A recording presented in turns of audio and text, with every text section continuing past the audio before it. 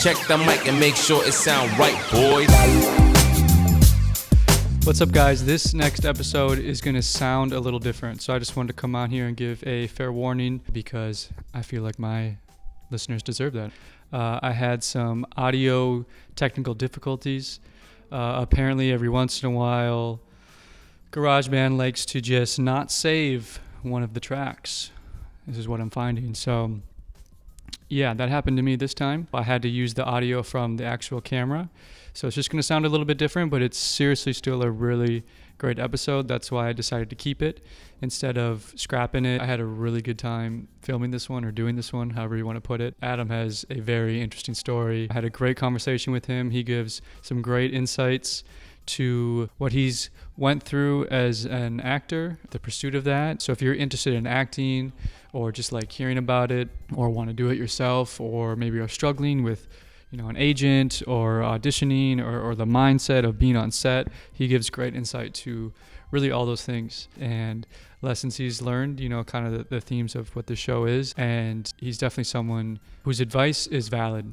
He's done some legit things, and I really believe he's going some legit places. Some things are coming out that he can't discuss, which means it's legit. And they're coming out soon. And I just want to say thank you also to anyone out there who's listening to any content that I put out.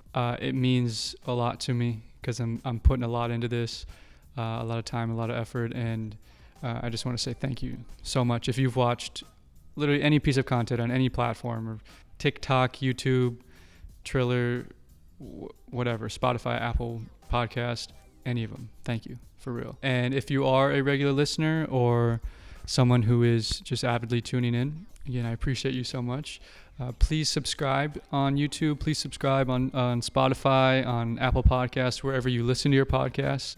That helps me grow the platform and kind of get attention through the algorithm to hopefully let some other people find it as well. So again, thank you so much if you're listening. I hope you continue to enjoy the content I'm putting out. And with that, let's get to it. Can you hear me? Yeah, I can hear you. Can you hear yourself? I can hear myself. Can you hear everyone? I hear everything all the time. All right, guys. We got Big Adam in the house, baby. What's going on? How you doing, man? I'm good, man. I'm good. And if I can just grind it, I don't know if I can cuss on here, but yeah. No. Explicit. That was the word I was looking for before. Explicit. And we were saying uncensored. But now this is motherfucking explicit content. Very explicit. But yeah, just kind of grinding, man. Trying to find opportunities during this time. You know how it is. I do know how it is. Yeah. It's been tough. Yeah. What have you been? Have you been finding anything, or? Honestly, kind of just been dipping my hand in a lot of things since the quarantine started. Just because, obviously we met when I was working at the restaurant. We were working at the restaurant together. Mm-hmm. And yeah, you can't do that during COVID time. And I was lucky enough to book a show that filmed out in Egypt. So that kind of held me through everything. And then, yeah, just looking into stocks. I know you were doing that too. Mm-hmm. And then just little hustles to make money anywhere I can, just trying to get through it. That's exactly kind of what I've been feeling myself. I've been active. I don't know if you use Backstage at all or if you use Actors Access. I'm sure you do. Yeah, Actors Access I do have, yeah. I like casting and stuff, yeah. Yeah, so I've just been looking on those for a while. I actually did have a lot of self-tapes in December, right before Christmas. Yeah. November, December, and I haven't actually done one since. Yeah, we went on a holiday. Yeah. And then now things are barely picking back up. I'm starting to get auditions again, and a couple of my other friends are starting to get auditions, so I think it's going to slowly start. Yeah, I keep looking. I look every once in a while, and I actually don't have an Actors Access account. I have one through my agent, but I don't have my own, which I should have. Yeah.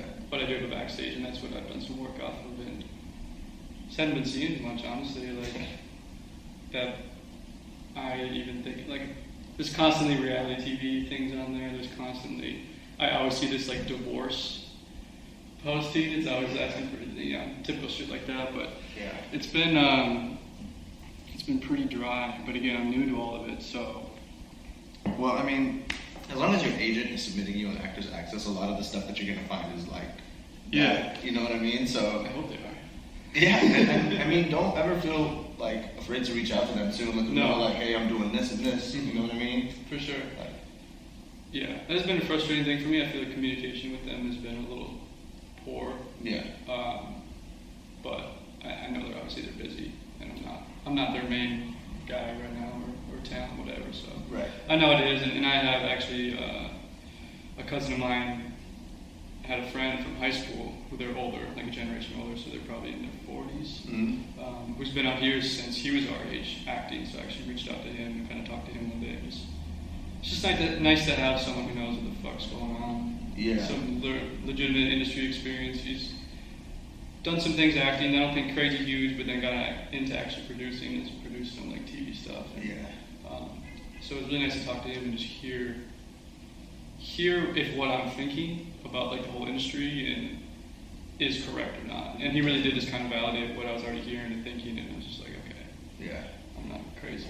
Yeah, I mean, going back to your first point about the agency, like you're not the main guy or something, I think just like, it's like a collaboration, right? You guys are working together, right? So they represent you and then you're obviously represented by them. Yeah. So I feel like reaching out to them and letting them know like, hey, I've done this, this, and this. You guys let me know what else I can do to get more opportunities or something like that. You know, just always let them know that you're actively working. Yeah. And I think that really reflects, and you'll see more auditions coming in and stuff like that. You know? To the second point, dude, it is the most incredible thing to have somebody who's more experienced than you in this field break things down and let you know that you're not going crazy for no reason. Yeah. You know what I mean? Or wasting your time, or just like, yeah. Exactly. Going down the wrong way, or mentally, whatever, physically. Exactly, man.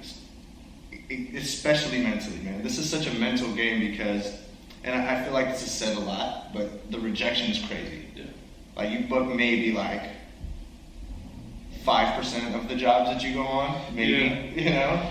Yeah, I was just talking to, I had another buddy on just the other day actually, who's out here for acting, pursuing acting as well, and we were talking about that, or just auditions, and you know, I asked him if he bombed any, and was talking about one that I think I bombed, sort of, and then, but again, it's like you hear people who always say, oh, I did horrible in that audition, and then they get the role. Yeah. And then there's ones where I felt really good about, and I didn't get the role. Yeah. So it's just like, just gotta roll with it. Definitely, and it's a lot about energy too. Just kind of, wow, I just had some super weird deja vu. I've seen this moment before. I promise you, like It's all that energy, bro. crazy, bro. Dude, this is insane. But really, if you embody the character, if they see you come in and they're like, you're the character. I was watching Actors Roundtable the other day. Same. I love that show, man. It's great insight. Yeah. It's really, that's all it is. Literally, it's nice to just hear what they're thinking about, you know? And Adam Driver said something. He was like, sometimes we focus too much on getting there, but it's more about the camera capturing that moment than you feeling like you got there. So like in those moments where sometimes you feel like I did awful in an audition, maybe you were very present and you did something that you didn't rehearse, so it felt wrong. You know what I'm saying? But it looked really good on camera. Yeah. Yeah. So it's always something that I kind of keep in mind too, is like, don't judge yourself too harshly. Do what you got to do, man. And like, sometimes what appears on camera is not what you think is on camera. Yeah. That's a great point. Yeah. See, again, it's just like hearing from people who are doing it. It makes you also realize what I pick up is a lot of times they don't know what the fuck they're doing either. Yeah. They're just getting through it, and like they're going through the exact same things, having doubt. Can I even do this role? Can I even, pull this off? And they obviously opted to kill it. Yeah. But it just shows you that almost maybe fear or doubt or whatever, it never really goes away. So it doesn't mean you're wrong or doing something wrong or not capable. Right. It's just a part of it. Because I think people who are successful actors often, I would say for the most part, care about The craft, the work. the work, the craft, the performance, and if it's believable. Right. So they're always going to think, shit, can I do this? Yeah. How should I do this? Was that good? And yeah. Yeah, and especially when you get to the levels of like the people that we see on the Actors Roundtables where they're carrying films. Mm-hmm. You know, their name is the reason the movie is gonna be like sold, basically. So that's a lot of pressure, man. Yeah. And to hear them to be like, you know, I am anxious, I am fearful, I am this and this, but I get through it. It's like, what excuse do I have, man? Exactly. You know? Exactly. That's the only way to make it, is to push through those boundaries and thresholds and things like that. Yeah. Do you have a, say for auditions or anything, do you have like a routine preparation you do? Or is it kind of different for every audition you get to? Well, I think you'll understand this as well. Like, some auditions are just easier to connect with because you feel like you're living that part of your life right now, or you just got through that part of your life or something, so it's very easy to connect and relate to. Other times it's something maybe that was like a part of you that you haven't connected with in a long time, you know, so it takes more time. But typically what I do, man, is I'll start out, I'll just read the script. Just no inflections. I just want to know what's happening in the script. You know what I mean? And then I will get together with my buddy Dom. He's my roommate right now, Dominique Columbus. He's a great actor. I'll see him all over your story, man. I know, man. We're just always hanging, living life. Yeah, love that guy. He's my brother. But yeah, he's a great guy. You got to meet him too, man.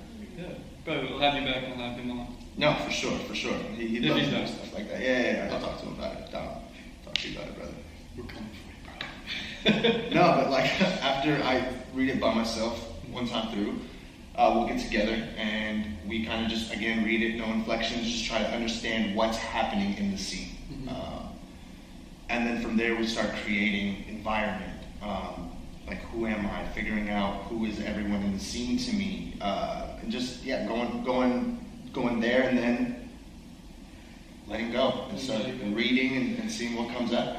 Bro, that's the thing for myself. I think I was really working on, and still am, and it's, I think about it almost every day. So it's really for me a mental process too of letting go, because I think I have those insecurities of again, still feeling new. I was taking class. I felt like I was learning a lot.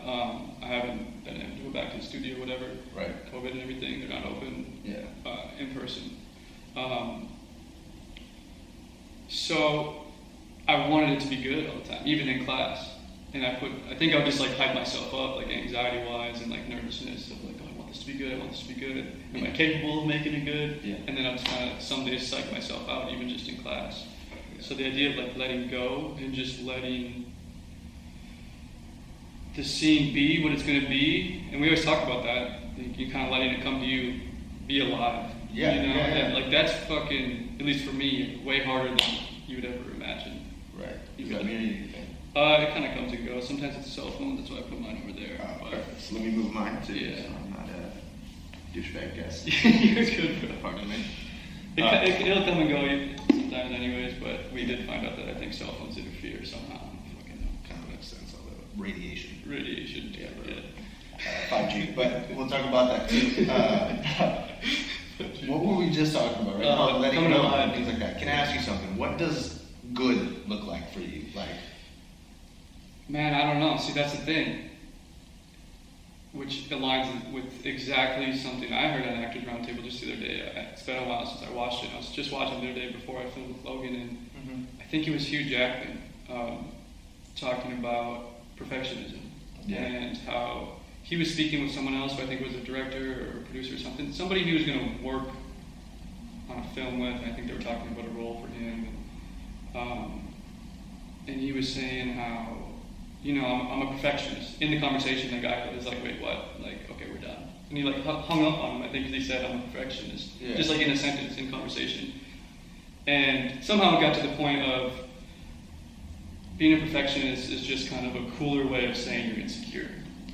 I think I've seen that episode. Yeah. And I was like, wow. Because he's like, because then he went on to say, like, what have I done in my life ever that's perfect? Like, nothing.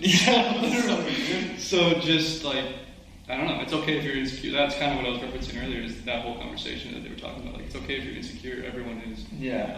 And it's not going to fucking be perfect. Yeah. So the idea of you have to be a perfectionist and all that is kind of, I don't know, it's a waste of time or whatever, but it's just maybe it could be better to think of it differently and just let go.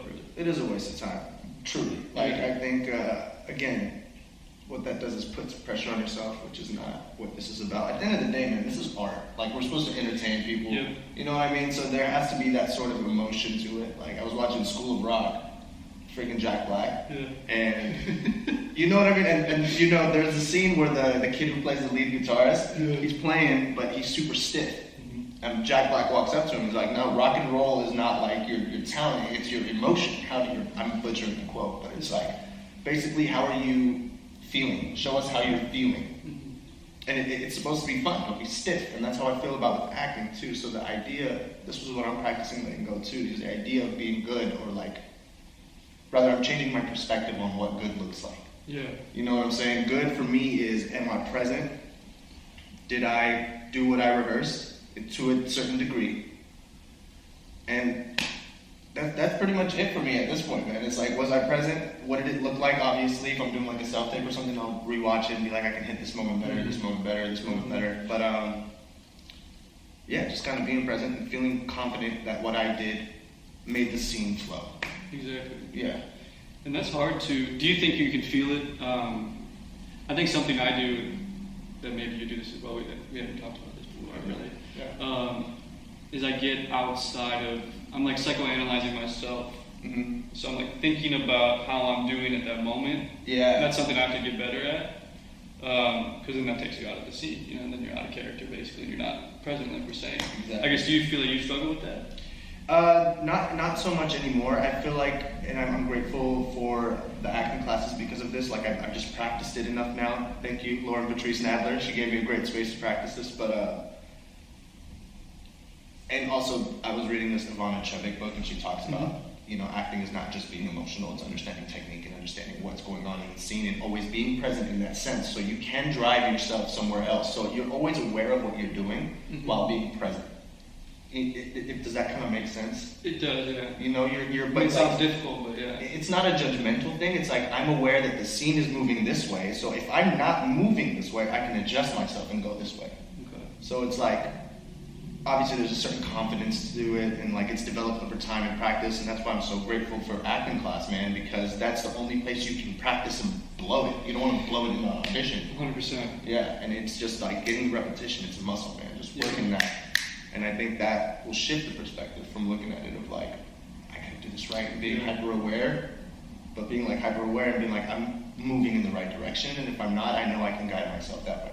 Yeah. Yeah. Class is amazing, and yeah, that's what sucks again about COVID is I felt like I was just getting into, I was just going to be in it consistently, and I was totally like dedicated to that, and I was really excited for this past year, just thinking, honestly I was in the mindset of I don't really care about auditions right now, I just know I need to get better and I want to get better. Yeah. And I was excited to do that. Wasn't able to do that, and hopefully I'm able to get back to that soon, but because I think it was all just new to me still, so like I was saying about, it's kind of putting pressure on myself. You know, should I even be doing this? Like I want to be doing it, am I good enough to be doing this? And then the class I was in was all new people. Most of them were new as well, but we were all very motivated. Like it was actually a really good class, and that almost put more pressure on me too, like, oh, these other people. It was comparing. I needed to stop fucking comparing. Yeah. You need to stop fucking popping. Yeah. I'll be able to cut that shit out. Yeah. Most of it. I was like, you know, I'm sure you'll edit this in certain ways. Yeah. That won't be a problem. Yeah, I go through it pretty good. But yeah, then the comparison. I'm sorry. Go ahead. Yeah, I was just gonna say, I needed to stop fucking comparing myself, and again, this is things like I've been thinking. It's been fucking 8 months now since I was there. March was the last class I took. Yeah. At the same time, everything shut down and work shut down and all of that. But where the fuck should I go? Where the fuck was I go? Just comparing, and I think being comfortable, I guess, making mistakes. Yeah. Like in class and not feeling like, oh, this is a place where I need to be perfect. Yeah. This is a place where it's okay to not be perfect. Right. So again, I was just kind of getting used to all that, and I knew it was coming, but it was having to do with repetition and literally just being there at the studio at class. Right. Getting used to being there and working through shit. Yeah. And becoming comfortable, I guess, with the whole idea of it. I don't know if that makes sense. That makes total sense, bro. And it sucks that COVID shut everything down. Because I feel like because of the type of mentality you have, man, you're just like, you're a worker. You know, I think that's why we relate too. You're not talking about I don't want fame, I don't want to do this, I want to be better. You know what I'm saying? I want to get better every day, and I want to accomplish this goal to accomplish other goals. You know what I'm saying? So this period of time was like a good time for us to process and think, and I feel like it provided a lot of clarity for a lot of people, but like could have been a lot of time to get some good work in. I know. Yeah. And have you done any online class?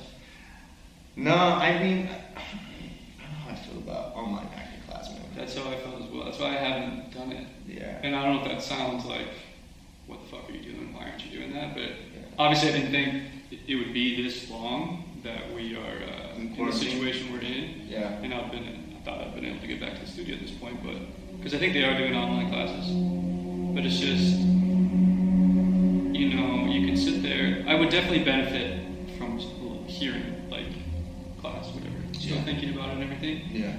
But I do feel like, you know, I need to go through it. I need to be there and be in person. I just think that'd be so much more beneficial. And that's not the only factor, I guess, why I haven't done it. It's just tough to connect with people online too, man. As an actor, you need like that connection. Yeah, I didn't even think about that. Yeah, and it's like, how do you create?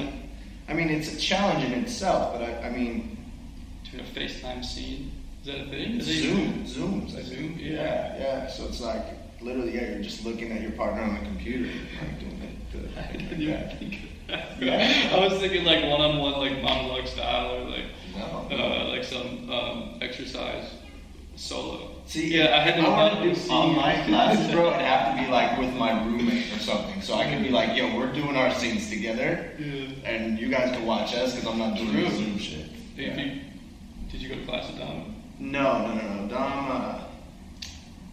Dom and I met in 2018. We did a movie together. Mm-hmm. Yeah, so Dom went to LA Film School.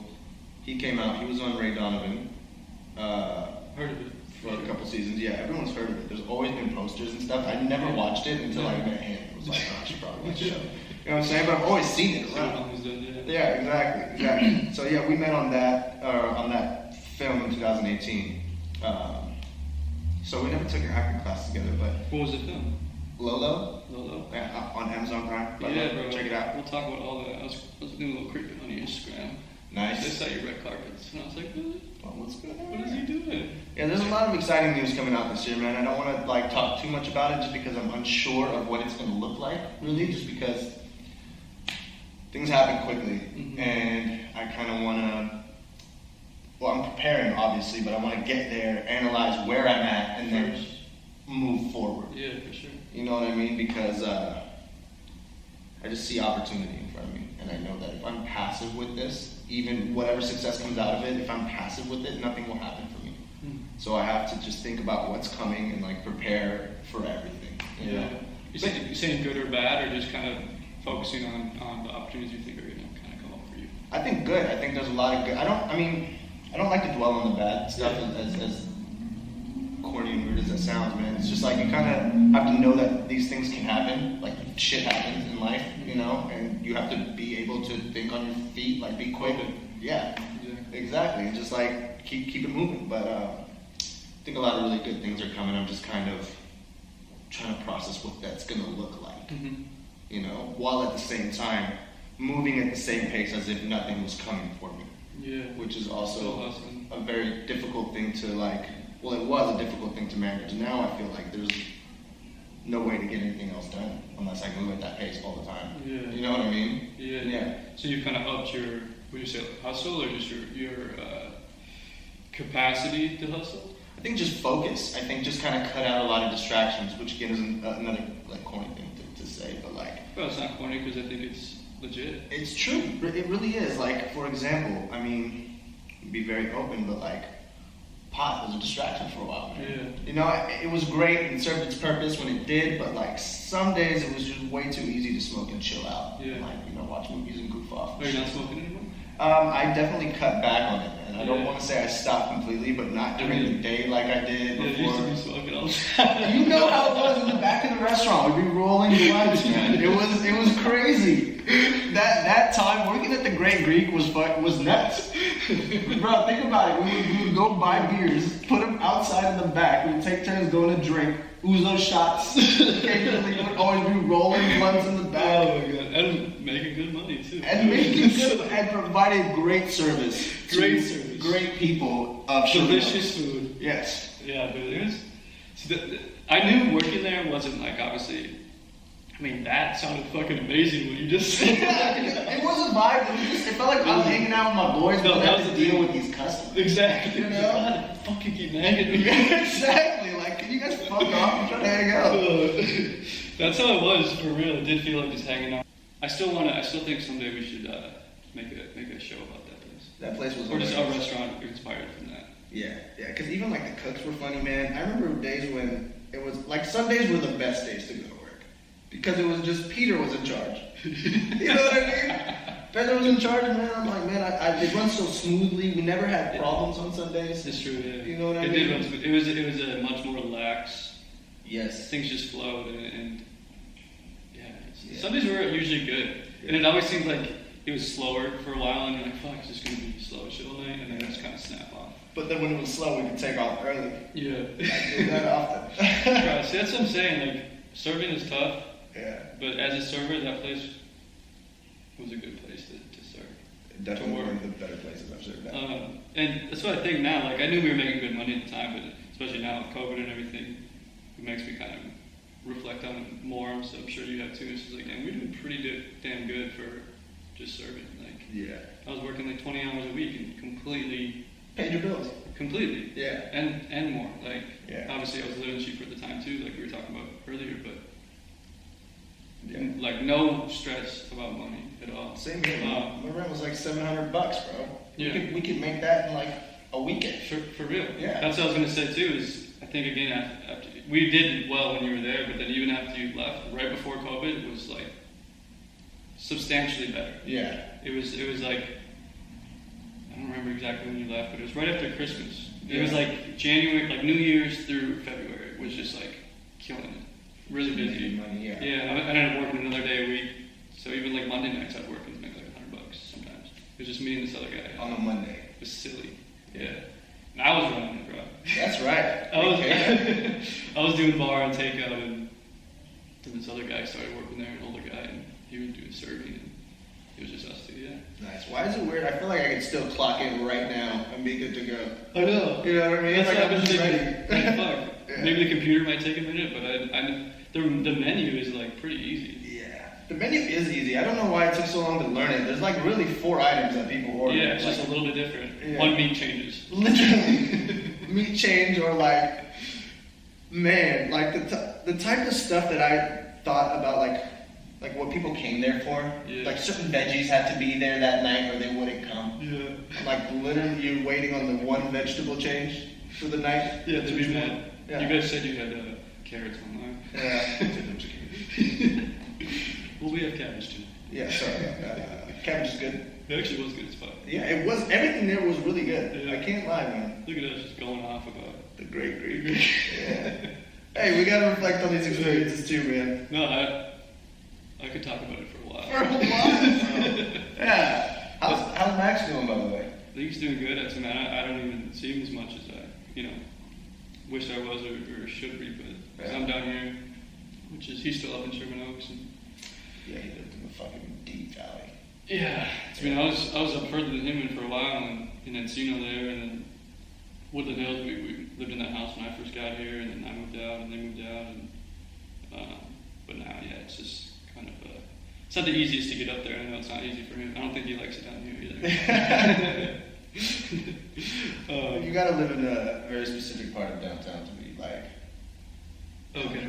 Yeah, I just like this area, man. I think he just doesn't like, and this, I'm not putting words in your mouth, Max, here, but at least I'm not trying to. I think he doesn't like that he likes more out of the city more. Damn, this just in. Max hates the city. Breaking news. Max hates the city. Yeah. You heard it from Colton. Max, if you see this part, you better text me. We have something that we need to talk about. Yeah. Yeah. Get your ass down here, bro. Hey, come on, brother. No, I think he just likes being out of the hectic city a little bit more. Even though it's still pretty packed in the valley. Yeah. Everywhere out here is pretty congested, but it's definitely different. For sure, congested as shit, man. Yeah, and where are you living right now? Glendale, actually. Glendale is actually the best place I've You like lived. Glendale? I love Glendale. Damn. So I've only been up there a little bit. Yeah. And I've liked a lot of areas out here. It's kind of tough of like where to go next. Yeah. Should I be by the water next and I'm further from the studio? Should I be by the studios? Do I want to be, it's just all that type of shit. And it's pretty different. Yeah. Like pretty similar. Some of them right next to each other. The valley is pretty similar, I feel like. For sure. But I mean, think of like West Hollywood and like Santa Monica downtown and like Glendale. Yeah, and what's nice about Glendale is it's like 15 minutes from everything. Like, you get to the Valley in 15, Hollywood in 15. Here it took about like 20 minutes because of traffic. There was a car accident. But the GPS said 12 minutes without a car accident. Typical. So, I mean, LA. Typical traffic bullshit. That's actually one positive of the damn pandemic, though. The traffic hasn't been as bad. Yeah, pretty nice. But I'm like, is this ever going to open back up? I'm really I know. thinking about it because nothing's really moving No. right now. People are like, it's kind of clearing up and stuff, but when I look around, like everything's still closed. Yeah. They're opened up in Orange County, but LA County's still the same. Are they fully open in Orange County? Some places, man. Like, Orange County was open when I went out there. It was packed. When did you go? Like, 2 days ago. So, it's like very Like before I showed up at Before, like, I was here, I was just kissing everyone out there because I wanted COVID. So I'm here now. Yeah, I always heard that they were open down there for a while, even after, cause I looked it up like a week or two ago, before restaurants opened up again out here. Yeah. Cause we were looking to go down, and I go, well, should we go? I don't know. You should because it's open. Because it's open, right? Yeah. But It's a good time. what I found was sort of confusing, because I was reading that like the state was shut down, but like restaurants there were rebelling, and like, so I was like, I don't know what the fuck they're doing down there. Very rebellious in Orange County. Yeah. Orange County. But I gotta say, they got a better setup than us out here. Like, they'll set up tents outside and stuff and make it look comfortable. Out here, they'll put a chair outside. They're like, enjoy your fucking dining experience. I've seen a lot of, Like, put some thought into it. They put flowers up out there, man. You know what I mean? Make me feel like I'm in a restaurant. fuck out there. Who eat your goddamn meal? In the street. Get that turn lane. Don't forgive it. You a table. You a chair. Park bench. Hope they can see my foot. Hope they can see it. They can. It's, yeah, you got it up there, brother. Yeah. Oh, wait, it's because it matches the background a little bit. But Fuck. it's alright. Check these thumbs out. Check Have you been working out, by the way? Yes. The gyms have been closed. Yes and no. I've been right here. I was gonna ask you the same. I see you in the gym sometimes on your story. Like, where the fuck are you going? Yeah, thankfully. Yeah, where are you? Where are you? So I actually can. Oh, look, a few calls. Fuck yeah. No, but He's cool. He's COVID clear. it's cool. I've been tested Have you? like 7 times. Yeah. It's been a little bit now, but yeah. Just go ahead and email that to me. Yeah. I'm just kidding. I'll do all of it. Yeah, I said all 7 right now. No, but our friend, Dom and I's friend, owns a gym. Oh. So we were able to work out there. It's very nice. She keeps it like a small amount of people. It's usually just like 4 or 5 of us. Yeah. And yeah. I think that's fine. I don't know why they don't do that here. Like, our pool's open. Yeah. They're restricting the amount of people that can be in there. Yeah. And you just have to make an appointment. So, Yeah. like, why can't you have, like, 1 or 2 people in the gym? At least let somebody use it, because it's just been locked. Yeah. It's done. Dude, our gym in our complex has turned into a storage unit. Literally, we walk by these boxes. And they have no intention of opening this thing back up. Yeah. So, yeah, we're actually never gonna fucking... Yeah. You're never gonna see this shit ever. Exactly. We've got a lot of boxes. Yeah. All these COVID. Yeah. These are all the vaccines. Nice. They're in Glendale. Yeah. In the gym. But it's closed. I can't get them. Get the vaccine, bro. The gyms aren't open. Oh my god. You sure you didn't smoke before you... I did not. Yeah, it's alright. But you took a break though, or what? It's not so much a break, it's just cut back tremendously. I Yeah. feel like at some point I was high all the time. And I don't do think that all that's the time okay. at work. Yeah. Basically hanging out. Yeah, I would smoke on my way to work. When I got to work, we would smoke. And then after work, we were also smoking. You know what I mean? So it was just a constant thing. And I realized, man, you cannot be high all the time. Yeah. Yeah, because I started getting really anxious too. So that was a big problem. That happened to me when I was younger. That's really when Yeah. Same thing. It was just like not having fun. Yeah, bro. 'Cause Basically. I would smoke, and it'd be cool if I was by myself. But as soon as people came in, I would feel like, Really? yeah. So I started getting, and I had never been like that my whole life, man. And, Yeah. Yeah. See, that's why I didn't. You guys would always be smoking that. I did a little bit some days, but I'd take like a hit or two, Yeah. just like a blunt or something. Yeah. And then, cause I didn't want to be just fucking Hi. uncomfortable when I'm trying to talk to these people. Sometimes they don't speak good English. Sometimes they literally don't speak English. They have their accent. Whatever, I don't know. And I'm just like, hey, I was just like, I ain't gonna be doing that. But Yeah. I don't know, man. That's why I wondered how you guys would do that sometimes. Yes, we were You were just fucked going up. harder than I was. It's like, bro, I couldn't.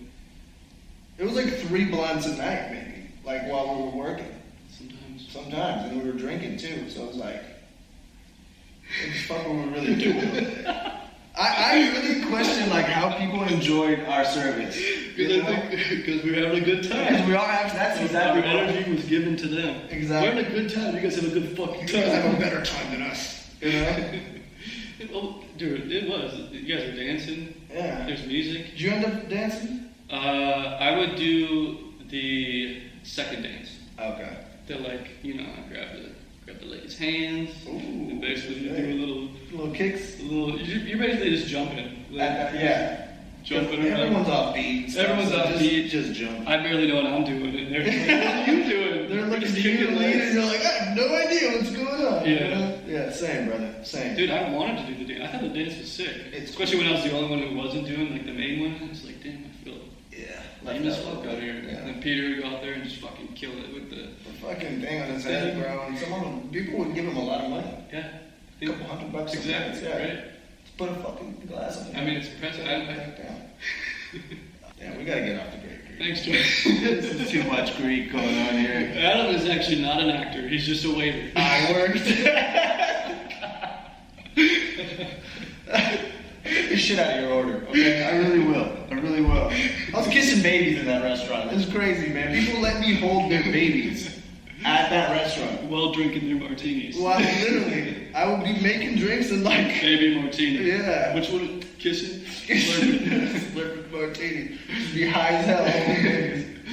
Adam, you got all of our fucking food wrong, but you're a good guy. You're a good guy. Hey, actually, I would write my stuff down when I got too high because I'm like, there's no way in hell I'm gonna remember any of this. Not a goddamn chance. I would write down basically that always, yeah. Just because a lot of times I could remember, but motherfuckers were argumentative. Yeah. If you got that shit wrong, I'd be like, I wrote it down right here. I asked you twice, Yeah. right? I read it back to you. Yes. We had story time. I recorded it on my phone, actually. Yeah. We took a selfie and signed it. You actually wrote this yourself. Yeah. I called you yesterday. We planned this last week. Yeah. Yeah. Because then they'd act like you're the fucking worst. Yeah.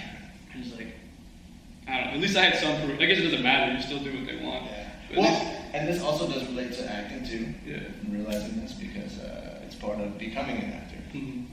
The struggle at the restaurant. You still go to the restaurant. Yeah, man. For real. For real. Like, without that experience, I feel like I would have never pushed myself because I was like, I never want to do this again. Bro, I think about that exact same thing. Is my dislike. I don't even know. It sounds like we should love this fucking job. Because we were talking about it. But it's like just being there and serving people. Yeah. You're like, man, I'm over these. And you're on your feet. Oh. Like I cannot stress. Like there would be probably sections of like.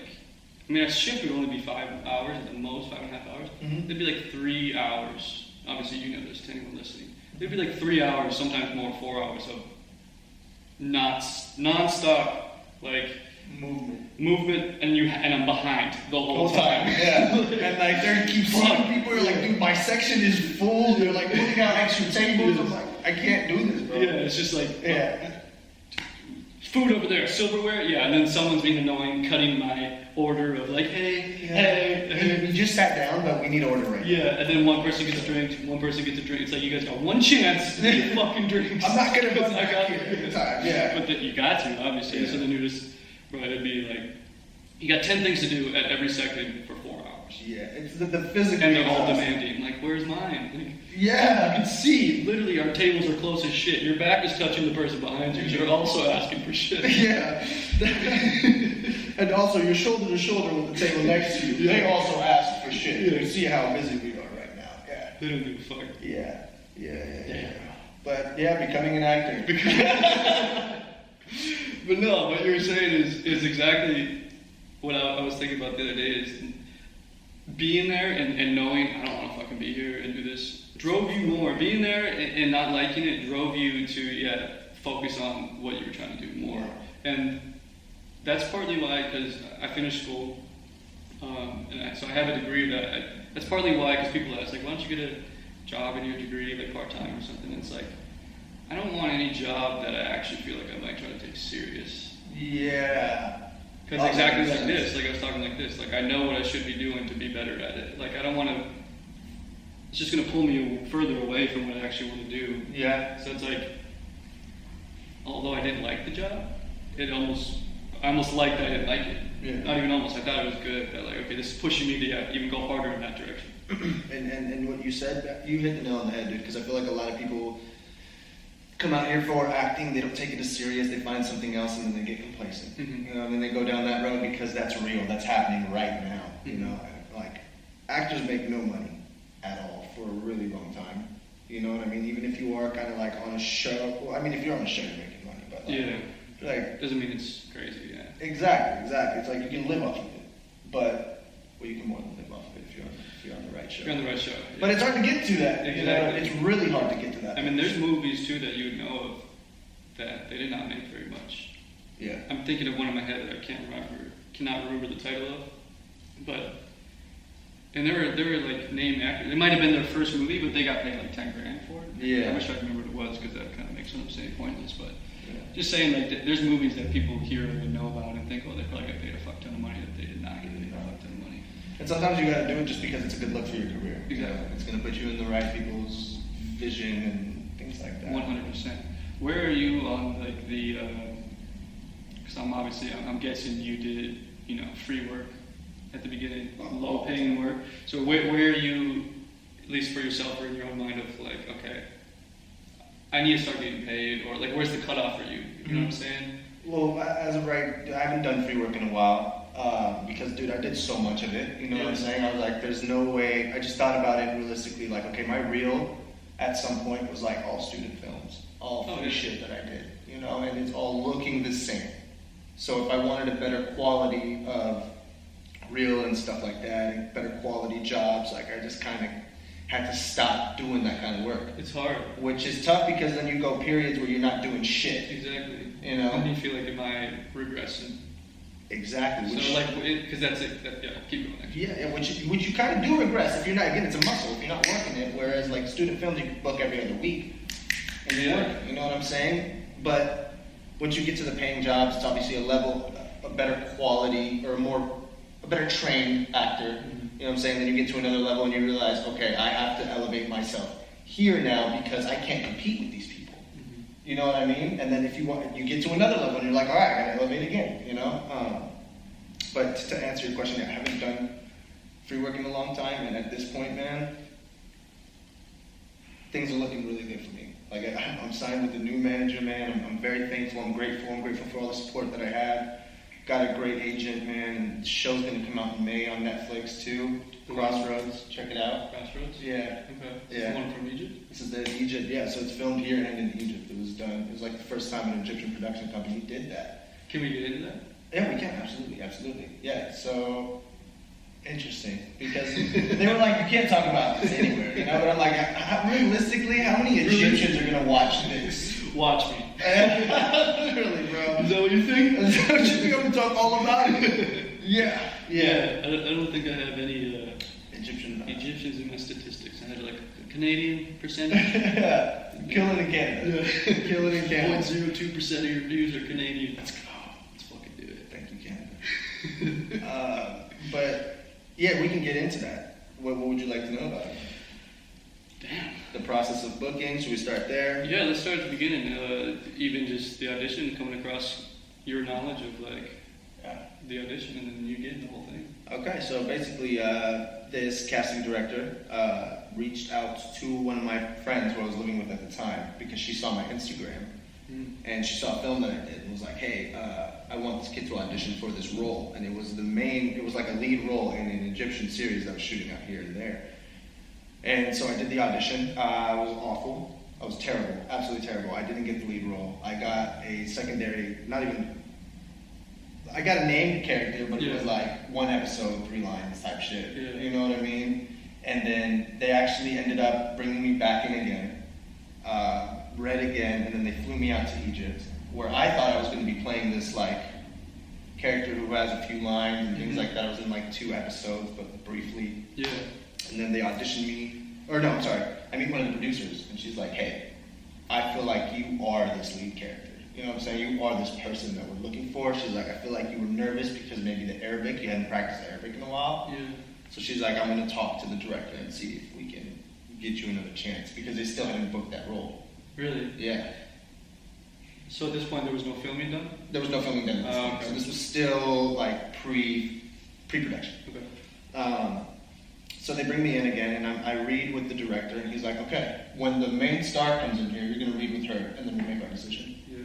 So, and strangely, I wasn't nervous. I was just confident, I think because I had the producer Nancy's belief. Like, she was really like, you are this person, you can do this. Yeah. She was helping me, and she was focused. She kind of gave you just be yourself type deal. Exactly, and she was genuinely helping me. Yeah. You know, you can feel it when someone's really listening to you and giving you advice because they want you to be successful, or they want you to do well. Mm-hmm. And that gave me confidence to go in the room and like just do what I can do. So working with them just showed me what it takes to get to that level. Yeah. Really. You know, because I think a lot of people have assumptions that you just have to know somebody and you get on.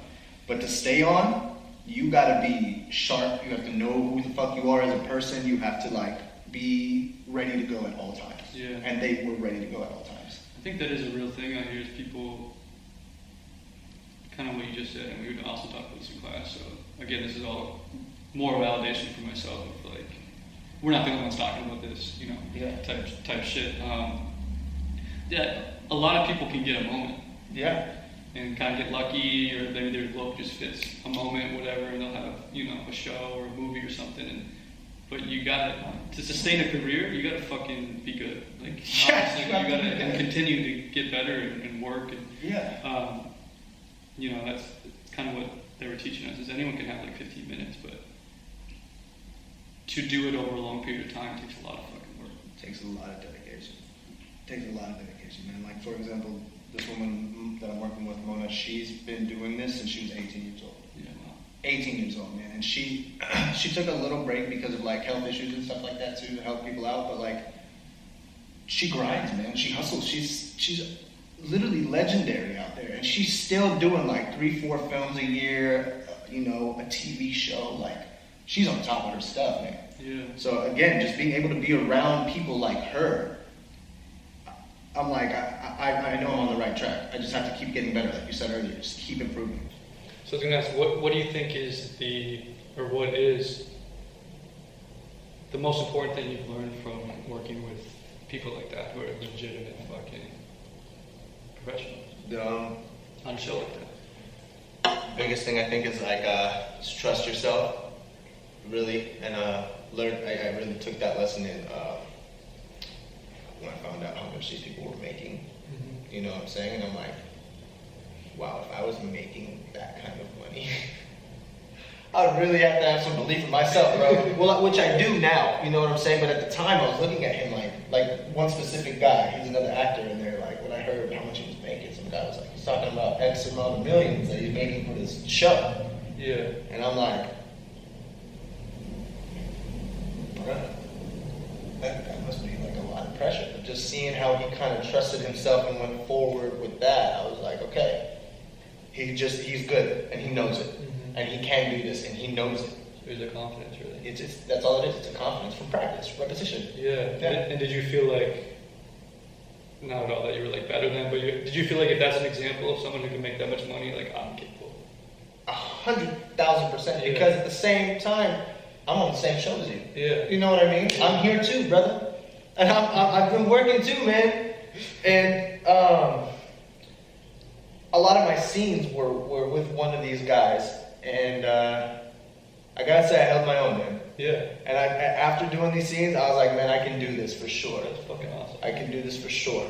You know, so that it just gives me so much confidence, and everyone was very supportive too, which was nice. Yeah, they're cool people. Yeah, but I'm also nice too, and I give out, you know, very good vibes, people. Yeah, so that's the thing. Again, you have more experience than I do, but it just seems like I would imagine if you're a fucking easy to work with person, then once you kind of do something that maybe is more substantial, that reputable, you can say. Once you're kind of in the flow, or if your career is progressing, and then you get a reputation of someone who's easy to work with, like that's obviously going to be a benefit. Or if the opposite, if you're someone who's hard to work with, then I'm assuming you probably don't get as much opportunity. yeah, and I mean a great example of that is one of the movies that I did. I'm not going to mention anything because I just don't want to put people's business out there. But there was a girl who I thought was a better actor than me at the time. Like I was looking at her like, okay, I can learn from this girl, and I was doing a lot of my scenes with her. But she had a bad attitude. She was very hard to work with, and that just seeing how that reflected on her afterwards. You know, like once filming wrapped, everyone gossips, everyone talks about their experience, and just listening to how they were talking about her. It's like, man, it doesn't matter how talented you are because these people will never work with you again. None of them wanted to work with her again. Really? And it showed because of the way they treated her afterwards, too. It was like, we did work together, but like, you were an asshole. Really? You know what I mean? Wow. Yeah. I mean, I think that's in any line of work, so Truly. it's not just acting, but Yeah. it seems like I would imagine in this line of work where you are auditioning for your job every fucking year or whatever, every new project, like it would be more important. Because it's not like you get a position and then you're at that position. Yeah, And that's as long as you're doing a good job, like, people cannot like you if you're the fucking manager or something, but you're still the manager. Yeah. If you don't fuck up, you're still gonna have that job. Yeah. You only get a role for so long, and then you gotta get the next. Facts, man. And it's a never-ending grind. And again, that's something I realized from watching Actors Roundtable. These guys are still like, yo, it never ends. Yeah. You just get to new levels of it. Yeah. But you always are looking for the next thing. There's always the next thing that you got to chase because your job's not permanent, like you said. Yeah. Yeah. That's a good thing too that I think I also learned as well is just listening to people on shows like Actors Roundtable or just any interview. Mm-hmm. It makes you realize that this is a fucking long game and you need to have a long-term approach. Yeah. And it's never gonna. You only have a role for so long. I mean, if you're lucky enough to maybe get a long-running show role, that's fucking awesome. But most people don't get that. Yeah. Most people don't get that. Let's make this very clear. Most actors are not successful actors. Yeah, that, and then most actors who are successful don't get a 10+ season show. No, yeah. So I don't know why anyone would really do this. Sometimes I'm like, man, how would I advise people that were like, I want to be an actor? Like, don't. You know what I mean? Because this is not I love it and stuff, and I feel like I couldn't do anything else. That's why I chase it. But this is not a smart career choice. It's not statistically. Yeah, statistically, it's not a good career choice. But if you believe in yourself and you can be open and continue to grow, I feel like it's possible. It's definitely possible, and I think, like we've been saying, you gotta have a work ethic too. That's where it's like, a lot of things I'm saying on here is basically you can fucking do whatever you want, but you also have to be like self-aware. Are you a lazy fucking person? Because then you probably can't. Like you have to work. You can do whatever you want, and there's things that are gonna be harder to do that maybe you would be happier, but you're gonna have to fucking work hard at them probably 9 out of 10 times. Like it's not just gonna happen for you. Yeah, for sure. And this is definitely one of them where it's like nothing's just gonna happen for you. Ever in life, nothing. My buddy was 35, was telling me the other day, and like just seeing his realization, I think because of his age, he was just thinking about like, I'm close to 40 and stuff like that. He was like, dude, nothing in this life will happen unless you make it happen. Yeah. And just looking at his face and seeing the seriousness, I was like, you're fucking right. See, stories like that kind of put fear in you. It's like, yeah. It's like, I had a friend who's 40 something, and he's been trying to do it since he was young, and you're just like, okay. Well, fuck. But you Fuck see that. why they didn't make it, and it's because of work ethic. At the end of the day, man, like, I know you probably hear this all the time, people complaining about agents, managers, and like, they don't send me out enough, they don't do this, but like, are you reaching out to them really? Are you giving them something to work with. Are you invested in your career, or are you expecting other people to be more invested in your career than you are? You know what I'm saying? That's something that I had to come to terms with too, and realize like, man, I can't have these expectations of my managers, my agents, if I'm not delivering every day. Every day. So It's powerful and true. it's true. That's why people don't make it, man. That's literally why, because even if you're not going to make it as an actor, even if that's not it for you, being around the filmmaking and that stuff, you will find other opportunities. Yeah. If you're really dedicated and you work hard, you will always find opportunity. Always. And I 100% believe that in life. Yeah. So that the people who don't make it at those times and stuff like that, maybe really think about what you can do now that you haven't done in the past that will change your outcome. Like, what kind of work can you really put in? What kind of expectations can you change? You know, and what kind of expectations can you realistically put on yourself? And pressure is not always a bad thing, man. No, I think it's good. I think sometimes it is good, and I feel like you are the type too that will do well under pressure. If you gotta get something done, Colton, you're gonna get it done. Yeah. You know what I mean? And that's very important too. Yeah. I think knowing myself, I definitely can procrastinate, but I'm gonna get it done. Exactly, for sure. Yeah. Like it's almost funny. It's like I realized about that myself in school even. So it'd be per se some project or something. It got to the point where I was like, dude, I know I'm not gonna do this. Yeah. Until I have to do it. So I just wouldn't even try to do it until like I had to do it, because then I would just fucking focus in and do it. Just lock in and do it. So instead of like worrying about it or stressing about it for days in advance, of like, oh, I should be working on that, but I'm not. Like you do all the time with things people do. Yeah. I would myself, and it's like, dude, I know I'm not gonna do it until the day before. Why you But if it matters to me like a lot, like see, that's how I know shit matters to me. Because then it's just like, no, I probably won't put it off like that. Yeah. You know, I also have a lot of respect for you, man. Because you're not afraid. You're not scared. Like, you put yourself out there, you're doing your podcast, you're like looking for information. You're actively asking questions and stuff like that too. And again, I think that's a great quality too. Because, again, a lot of people are scared. Yeah. How many people do you know talk about, I want to start a podcast and never do it? All the time. Because they're scared. They don't want to put themselves out there. I appreciate it, bro. Yeah, no, it's real talk, man. You have to, what does Nipsey say? You want to slice, you got to roll the dice. You've got to take chances in life. If you want anything out of life, you have to take chances. Yeah. Yeah. I believe that too. You can't be scared. I would see that a lot, and I kind of learned that actually a lot through fitness. Yeah. Just working out a lot.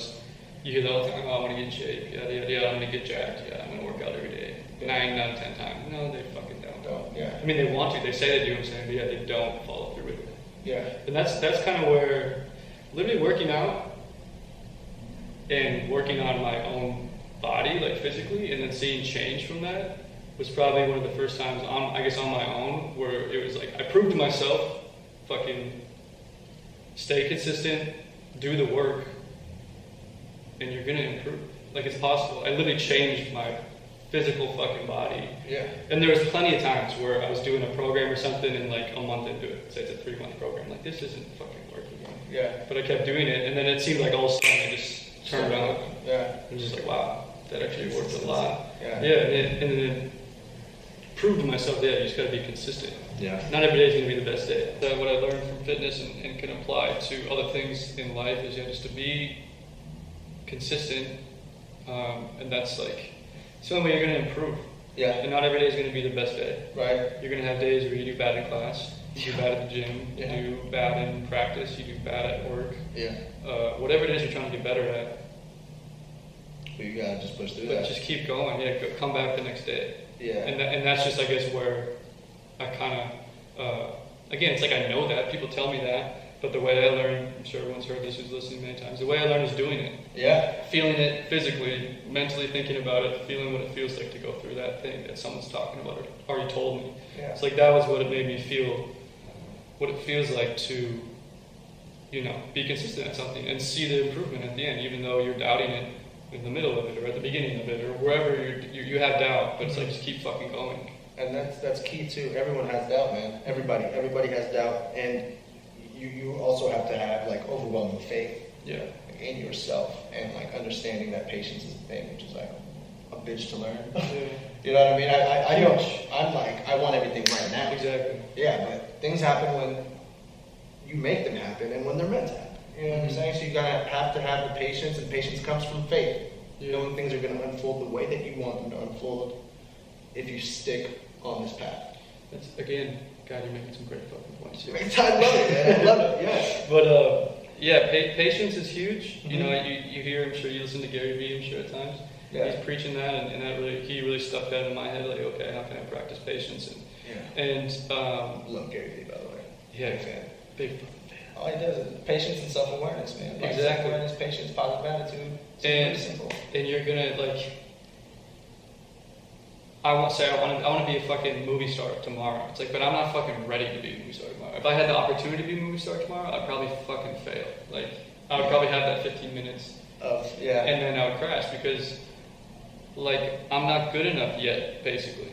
So, what I'm trying to say is, it's going to come when you're ready for it. Yeah. And if it comes before you're ready for it, that's when it seems like it slips through people's fingers. That's when it can slip through people's Yeah, it can. Not always does, but it can. Exactly. And again, it goes back to self-awareness, really understanding where you are at right now in your life. But that's a great point that you made, too, because, again, my roommate talks to me about this all the time, about when he was on Ray Donovan, he was working consistently. He thought, I was going to keep going. He didn't think they were going to cut him off the show. Yeah. And he wasn't really focused on other opportunities as much as he should have been. And once, that show came and went, he found himself in a position where he was like, okay, I should have not let that opportunity slip through the cracks. You know what I'm saying? Mm-hmm. So it goes to what you're talking about too, like, when you're ready, opportunities will present themselves, and if they present themselves before you're ready, you better be fucking great on your feet and figure this shit out. Yeah, take them. Yeah. I'm not saying I'm not saying don't take them, but it's just like, you can say that same thing with trading. Like, you see that, because trading, investing is very mental too. It's so fucking mental. It's crazy. Yeah. And people would be saying, like, oh, I want to, say I want to have $1 million trading account. It's like, if you can't manage $1,000, my friend Nico actually said this on this show, episode number 2. Episode 2. Check Basically, it out. what he said was, like, if you can't manage, if you can't manage $1,000, if you can't manage $10,000, what makes you think you can manage a fucking $1 million account? Literally. Like, it's the same shit. Like, you're gonna get there when you're ready for it. Yeah. And are capable of managing that. Otherwise, they might slip through your fingers, and you have that opportunity. Yeah. And the trading psychology helps you in life too. Teaches you patience. Dude, it teaches you so much patience, and because you're just watching your money go down some days, man. Bro, it's like ego training too. Yeah. Literally today, right before you got here, I took a position, and I've been on a good streak. Yeah. So I've been like, I know what I'm doing now. You get that little bit of ego, and then the market humbles you quick. Yeah, but I was patient. Like, I could have. There's definitely things I could have done better, but I held. And almost too long, but I also had confidence where it's like I gotta trust myself. I felt like it's gonna come back up. It's going down further than I thought. I got in a little early. So I'm probably not gonna make money on it for a while. But I'm trusting my own understanding of what I'm seeing and believing it's gonna come back up, and it did. Yeah. So I literally 2/3 of my loss was covered. Yeah. So it's like, even that, it almost even felt good, because it was like I didn't make money on it, but it was like, okay, reinforcing of like, okay, I got in too early. I probably should have had a tighter stop loss, but I know what I'm doing. I thought and believed it was going to come back up. That was my interpretation of what was happening, and it did. Yeah. So it gives you a ton of confidence too, man. It does. Once you're like starting to recognize and understand patterns, and like going back to what you said, like that GameStop situation is great because everyone was trying to jump in on GameStop. Yeah. But that was only like a few day thing, and if you jumped in late, you lost all your money. Yeah. So it's better to kind of stick to your strategy, trade smart, risk management, over trying to make profit. Like, I'm in this group chat, and the guy that runs it is always talking about, dude, even if you're plus $50 that day, at least you're not losing money. Exactly. Like, as long as you're green every day, you're fine. You know what I'm saying? Yeah. That's the thing too. Because I've been pretty. I've been doing pretty well successfully with swing trading, like taking positions for a couple of weeks. Is it just, are you doing options trading, or are you kind of just swinging stocks? Just stocks. Okay. Yeah, I took a class on options. A lot of people have been trading options too. And it's like, I had a class specifically for options in college that they're fucking confusing. Like the simple level of options, I guess, isn't just buying a call, it's going to go up, trying to buy a put, it's going to go down, or selling in the reverse. But understanding what the contract means. But there's like, but then you can like do a put strategy where it's like 3. Spread and once we got to type that, yeah, I was just like, bro, I don't even know what the fuck's going on. So I kind of honestly stay away from those. Yeah. And just do with stocks. I would like to get into them Yeah. someday. I still try to like learn them, but for now it's just been stocks. But day trading has been a lot more inconsistent with me. You know, I probably lose more than, I'd say it's around 50%, but probably less than that. Yeah. Yeah, it definitely took some hits by not being patient. Because I was on a high for a while. I was like, dude, I made like, in 3 days, I made like $3,000. And in 2 days, I lost $3,000. Oh, yeah. You know what I mean? Because I was like, dude, I'm so hot right now and I know what I'm doing. But then you always, again, risk management. Mm-hmm. You know what I mean? Don't throw all your fucking cookies in one basket, man. Exactly. Yeah. But so I blew it a couple times. It's definitely been trial and error. I don't want people to think you just could show up and do this. No. Because I've lost more money than I've made so far. But I hope to make more money than I've lost eventually. I was negative for a while. But this year I've been able to, be positive, and I'm happy with how I've done. Yeah. For especially, it's kind of the first year that I'm actually doing it. Like I tried learning it before I moved out here. Yeah. I got into it from school. Yeah. I had one class specifically on trading or investing, and that we had a simulation game about trading, and I just was like hooked. Yeah. Right away.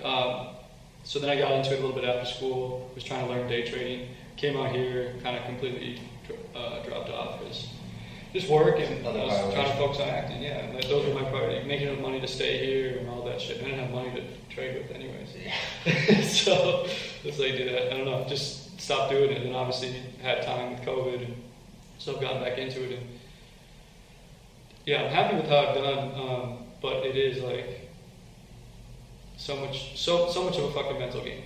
Like literally, if I do like a book I read, it was like you're drinking too much coffee. If you're caffeinated, it kind of changes how you're doing. I drink coffee in the morning, so it changes your aggression level of like, no, I fucking know this. It's gonna go up right here, and you're just like afterwards, like, fuck, I shouldn't have done that. That was a dumb move. Yeah, if I was not hyped up on this fucking coffee, I would have been probably not doing that. But yeah, I don't know. Yeah, coffee's a weird thing, man. Because I learned too that I have to learn to slow down, and I drink a lot of coffee, so that doesn't help slowing down. I self-diagnosed. I don't want to go to a doctor. I don't know why it makes me so nervous. I feel like if I hear from a doctor, then it's real. Yeah. And now it's like something that I have to think about. So I'm like, man, if I'm just like, you're fine. If I can't focus a little bit sometimes, like, fuck it, dude. You know, it's not that often. I think it's fine, especially if you are conscious. It's maybe a thing, and you work on or try to analyze yourself. Like what improves it on your own, like naturally. Like I feel like that's better than taking medication, but 100%. Don't get mad at the ADHD community if you're incredibly against what I just said. But I don't know. Pharmaceutical companies are gonna ruin you, bro. Because I've heard. I mean, obviously we're in LA. We're holistic, whatever. There's all these different methods but even a friend of mine had Lyme's disease. Oh, back from home right at the end of high school, and it fucked him up, dude. Yeah. Like bad. Like he couldn't. I remember it's crazy at the time. You kind of see something, and it's like okay, and then you think about it later, and it's like wow, because his joints were like locked. He was like an 18-year-old kid. Damn. And there was something to do at the hospital. Like they wouldn't give him the medication he needed. It's like they weren't admitting he had Lyme's for some reason. I don't really know anything about it. Why? They would. Eventually he got it, and he did improve, and he basically came back to normal, and actually worked out with me a lot, and put on a little bit of weight, which was fucking awesome to see. Yeah. But I met this other dude in class who had Lyme's disease out here, and he was saying how he like cured it for himself through fucking like some sort of yoga. Really? Yeah, and it was all like in his head. Is what he was saying and what his theory was, and it worked for him. So it's just like wow. I don't know. I guess my point is doing it in a natural way could potentially still work.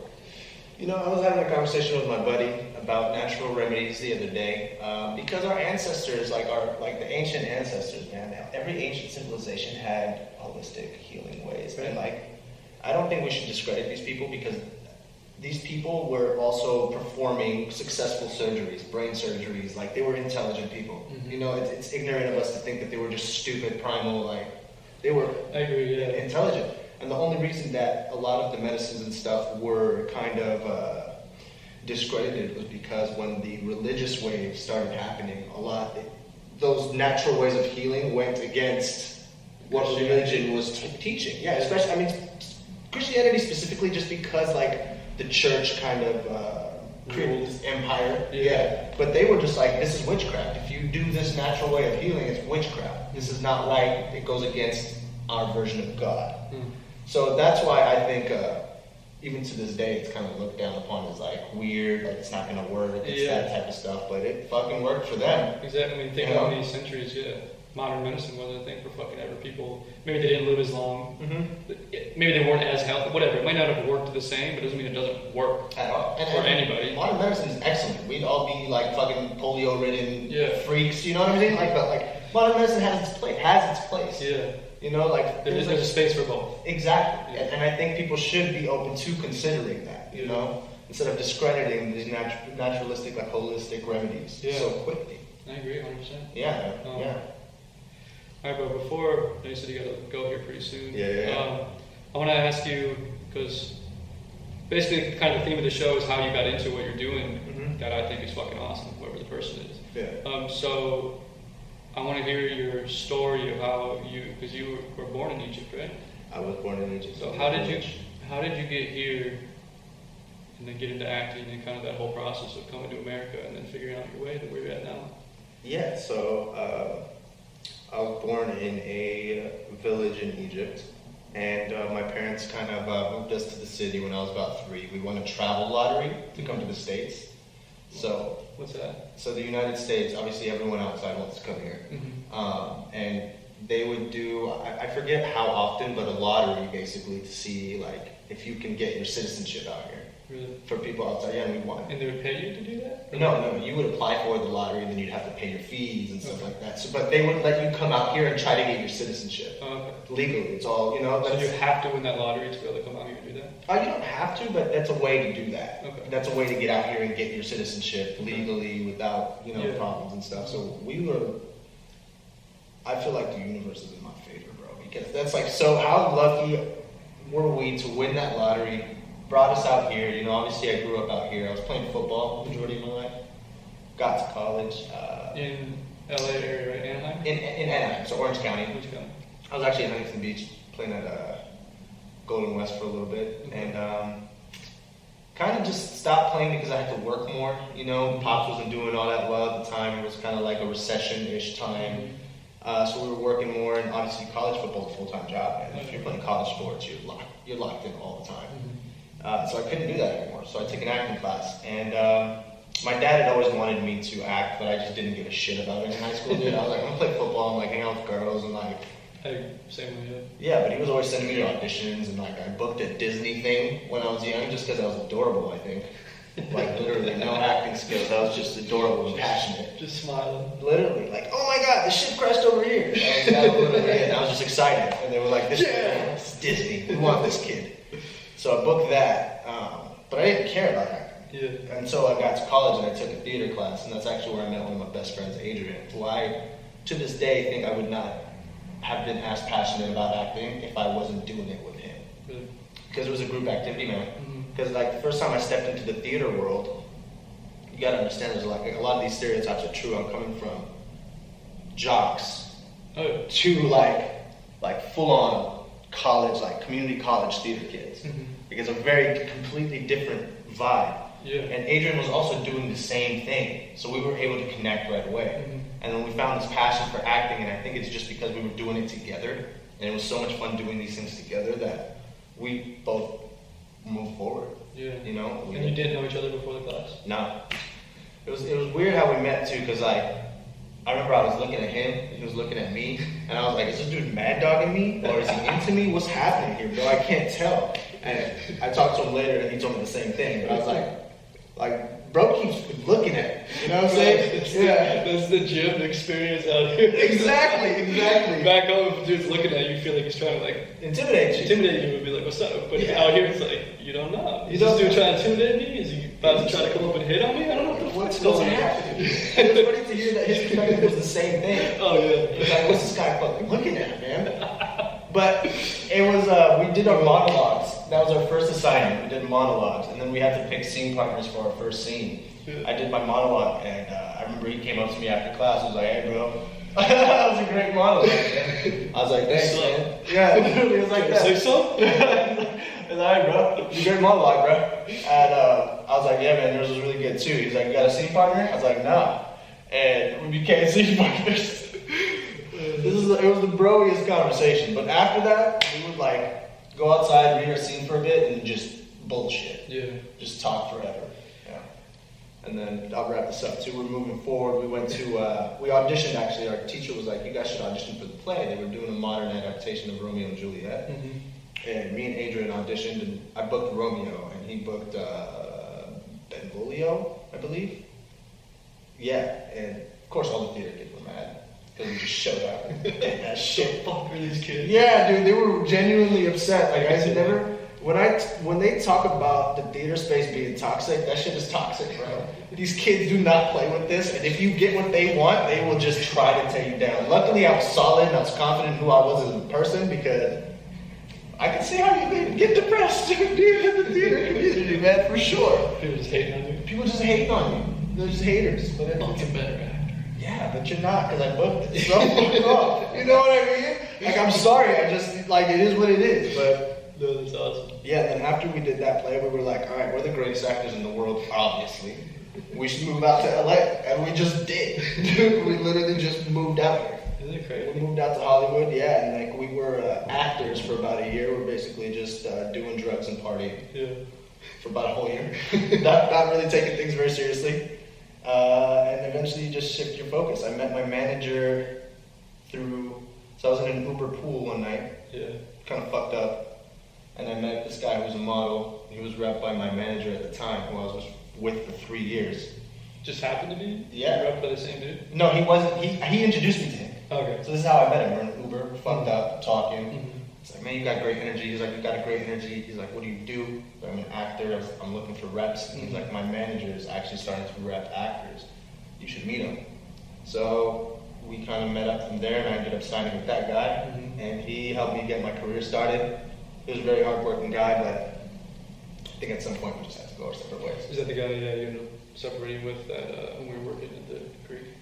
Yeah. You know, funny story. So at the Greek, I forgot. I impulsively fired him there too. Yeah, You were there too. Because I was hot, dude. I was so mad. I remember you mad. I fired him that night, and he calls me like the next day. He's like, "Yo, you're being impulsive." My boy Ryan calls me. He's like, "Yo, you're being impulsive," and I'm like, "I don't give a shit that I'm being impulsive. It's all done.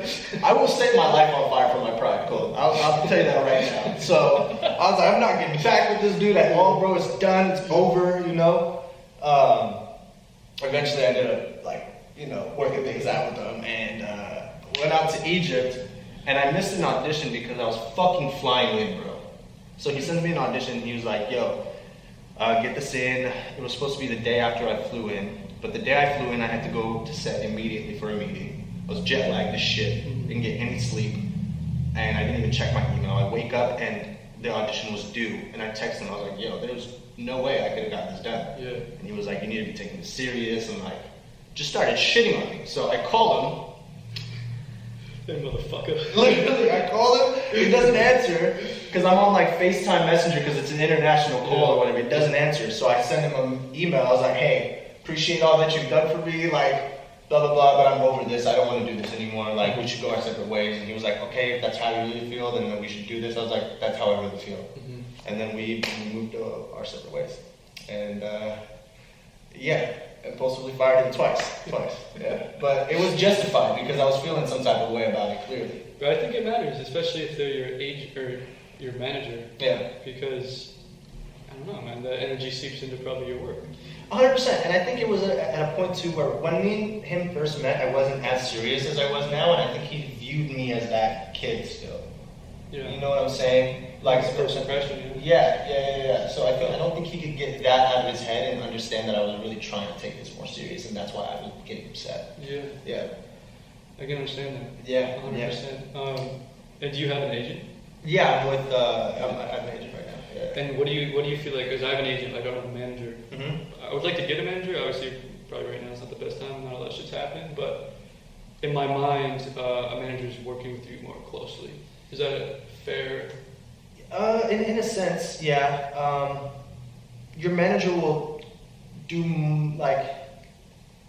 I can't even tell you because I feel like that doesn't matter until you get to a certain level. Yeah, real talk, and I don't think I've reached that level yet. At this point, my manager and my agents are both kind of doing the same thing for me. They're sending me out on auditions and things like that. But I think once you do get to a certain level, your manager handles more of your overall career, whereas your agent is more like your film and like the endorsements. And Yeah, like that. that's kind of what I understood it as well, or just that your manager would be someone, say, because I want someone fucking in communication with. Yeah. Like as often as possible. Yeah. And I've kind of been told, at least the impression I've been given is that might not be your agent, that would be someone like a manager. Yeah. And I also hate that stereotype because I'm big on including everyone. Mm-hmm. Because again, at the end of the day, we're a team.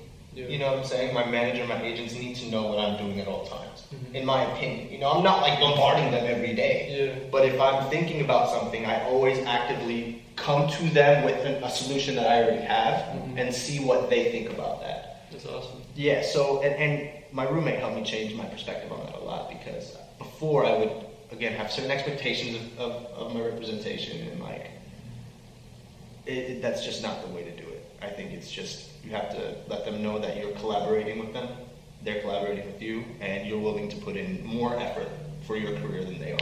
And I think they reciprocate every time. Because now I have I can text my agent, like personal numbers, call, text, you know what I mean? Like it feels so much better knowing that they genuinely care about your career, man, because you care about your career. Mm-hmm. No, Gary Vee, self-awareness, again, this guy Gary, bro, he kills it because his messages are so simple, and I hate that people shit on him for that because if you were doing what he was telling you to do, you'd be successful in anything. Yeah. I try to take what he says to heart because he is successful and it's clearly fucking working for him, and it's like, it's simple. A lot of the shit that I think can make you successful is simple. Yeah. And it's generally like what someone would give you as some advice. Yeah. I know this is a very big generalization, but again, I think it comes down to then consistency. Yeah. And patience. For fucking Gary Vee, consistency, patience, positive attitude, self-awareness. You can't work hard for a little bit and be like, oh, I'm not getting the results. This doesn't fucking work. It's like, okay, have some patience. Keep doing it for a long time. Yeah. That's how you get good at anything. Yeah. Yeah. And it's not just gonna happen. Yeah. If you look at the people who are really successful in life, like people that don't seem like real individuals, because you see them so much on TV, like the Elon Musks of the world and stuff like that. That guy only cares about getting us to the fucking moon, or getting us to Mars. You know what I'm saying? He only cares about one thing. He cares about like bettering humanity, and he does that every day. Mm-hmm. So if you know what you want, you have to do that every day, right? Consistently. You have to be patient and have faith that this shit will come to you, and you have to be self-aware enough to know when to adjust. Yeah. When you're the problem and when something else is the problem, and how to solve that fucking problem. Yeah, and work ethic again, because I think I've seen quotes of him saying you should be working like 14, 15, 16 hours a day. Gary Vee. Elon. Elon? Oh yeah, Yeah. Elon is an alien though. Yeah. Yeah. So I mean, that's not for everybody. That's the thing too. You gotta be aware of yourself, self-awareness, like you're saying. It's like, what's gonna make you happy? That's not gonna make everybody happy. Clearly, it made him happy and it's made him very successful, but that's not for everybody. And there's no shame in that. How happy is Elon though? I don't know. Question. I'd love to meet that guy. I feel like We're hanging out later. So. You know, I was gonna give him a call after this, see what he was up to. Hey, I was thinking. Hey, Elon. I feel good. Hey, no, but like I'm very into sleep. I love my sleep. Yeah. And then this is another thing that Gary talks about is like capitalizing on the hours when you're awake. Like what are you really doing all day? Yeah, efficiency. Really think about what you're doing all day. Are you watching Netflix all day and bullshitting? Is that why you're staying up so late and like not sleeping and stuff like that? Because like people, and I think people have started to correlate not sleeping with hard work, but like you're staying awake and not doing anything. I'm more efficient than you in 4 hours. In 4 hours, I get more done than you get done all day. Yeah. Because I'm planning. You know what I'm saying? Do you listen to podcasts? Love podcasts. Do you listen to the MFCEO? I don't actually. You don't? You probably love that one. It's the CEO and founder of a supplement company called First Form that. Love that company. You know it actually? Yeah. He.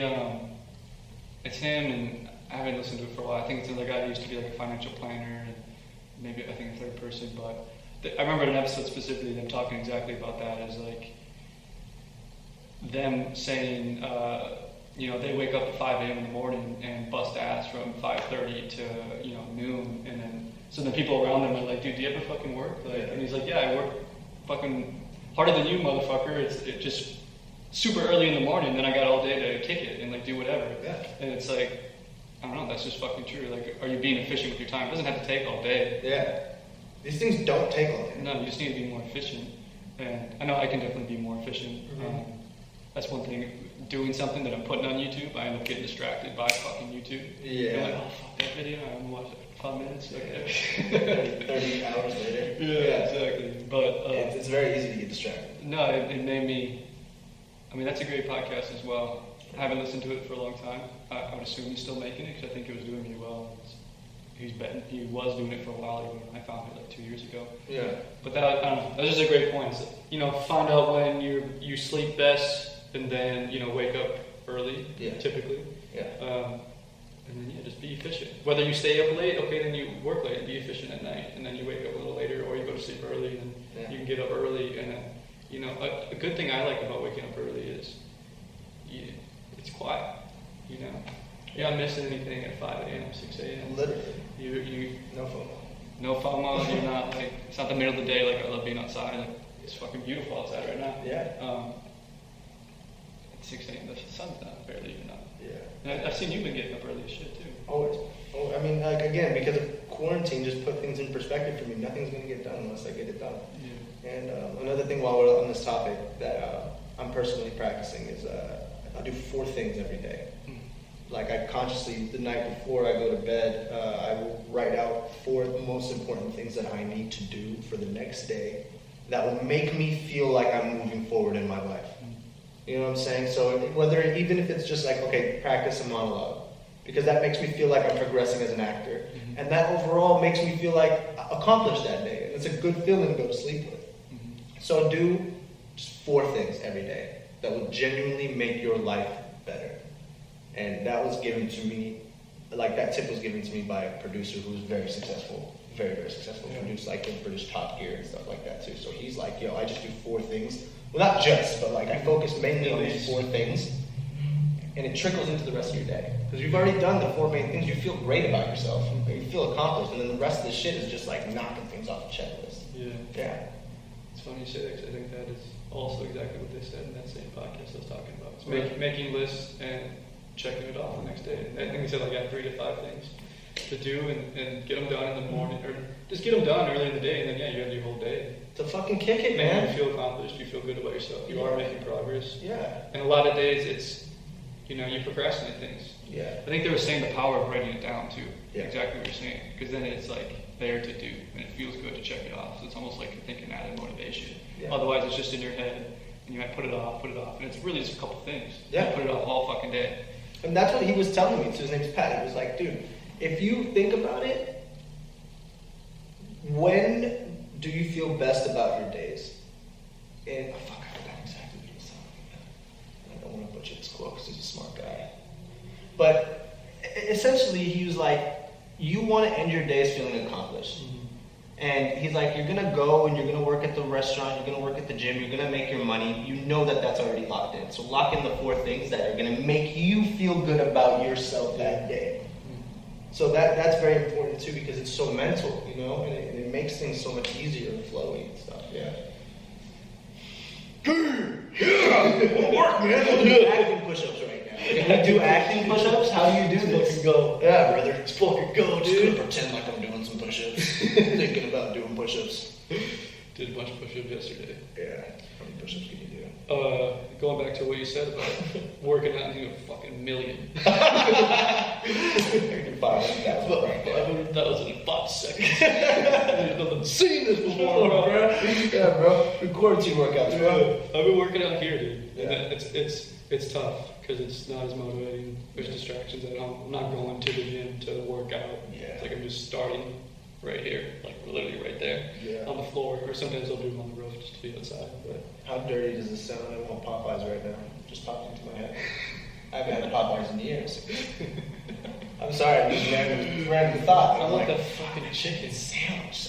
so good, Bro, I've only had Popeyes a few times. It's so good. And I think I should have it again because I know people love it, and it aggressively disappointed me when I had it. But I had it at an airport, so I feel like that might be the thing. That's your problem right there. It's been a while, bro. I love Chick-fil-A though. I love Cane's. Raising Cane's. Raising Cane's is so good. I think it's one chicken or In-N-Out. It's so good, right? In-N-Out. Bro, I was down on In-N-Out too. I've had it a handful of times, and I always thought I don't get the hype. But I had it again about a month ago. Yeah. It was really good. You know, it's a good burger, but I think the hype makes it taste better. You know what I mean? Just knowing that it's In-N-Out. You know? Like, it's a good burger. I prefer that burger over a lot of other burgers. Yeah, I think you need the double. I think I was getting the single before. You'd be blowing it, bro. You gotta get the double. I think I had it like 3 or 4 times. I don't know. I just remember when I first got here, I had it single, and I didn't think it was that. I was like, I don't get the hype, and it's all right. And then I got the double last time. I was like, damn, it's actually pretty fucking good. I'm pretty happy about that. Yeah. I get the hype. I get that for sure. I get In-N-Out. Yeah. In-N-Out is. I think I say it. Are you good? You still got time, or you gotta go? Where we at right now? Yeah, I gotta take off, man. I got these dogs at the house. Goddamn dogs. Goddamn dogs. I love them, but like, dude, picking up shit is not for me. I realized I cannot have animals because I refuse to pick up shit. Are they yours or your roommates? No, I'm dog sitting for my roommate's parents. Like, I had to pick up. Like, one of them is a bigger dog. She's pretty stocky. Yeah. And she poops like a big dog. You know what I mean? Shits like she is. She shits like a big dog. And picking that up, it was like, bro, the most demeaning thing. It is. Like, I'm picking up your shit right now. And people around here have dogs everywhere. And Everywhere. They don't pick They up just shit. just Just handfuls of They bitches. do. They actually do a good job in this area. They got baggies everywhere and like bins for it. But just watching someone pick up straight, fresh shit with their hands. Yeah. Do I want to be doing that? Not me. I'd rather have a yard and have someone. I'll pay someone to pick up shit. Yeah. I'd be open to that. But I'm not picking shit Shit up. picker? Yeah. Hey, can you come pick up shit for me on Wednesday? Yeah, shit kickers and shit pickers. Which one are you? Yeah. Neither. No. Yeah, we want shit pickers. I'm not having anyone kick shit in my potential future yard. I don't even know if this place is real, but yeah. Hey, you're imagining, you're Manifesting. You're manifesting. You got a yard in the future. That's awesome. Yeah. Congrats. You know what I did today? You want to hear something fucking ridiculous? Yeah. Last thing. So the Tesla Cybertruck comes out, and it's only $100 to put your name down to reserve it. You put. So I can't afford the Cybertruck right now. But I put $100 in because I feel like I'm gonna buy that goddamn Cybertruck when the time When comes. is it gonna? Does it say when you potentially be able to get it? I think at the end of this year. So I gotta get my shit together, Colton, because I got a Cybertruck on the way.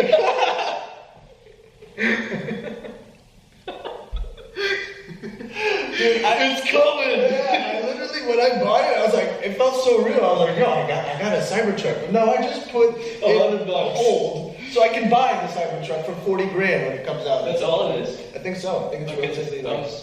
I thought it was gonna be way higher. No, it's actually kind of affordable. That's why I was like, man, even if I'm like where I'm at right now, I think I could be able to afford it. I mean, it'd be tough. Yeah. I could definitely pay for the shit and my apartment and all the other bills, but like, at the end of the year, I'm hoping I'll be in a different place. Are you gonna pull up in a Cybertruck? I believe Park it too. it right out here. Let's see you right from the window. I believe it too. It became, I'm telling you, it became real when I put that $100 down. Boom. You gotta roll the fucking dice. You submitted it. You fucking hit purchase. Yeah, I felt like Elon high five. Yeah. Like, yeah, you fucking did it, brother.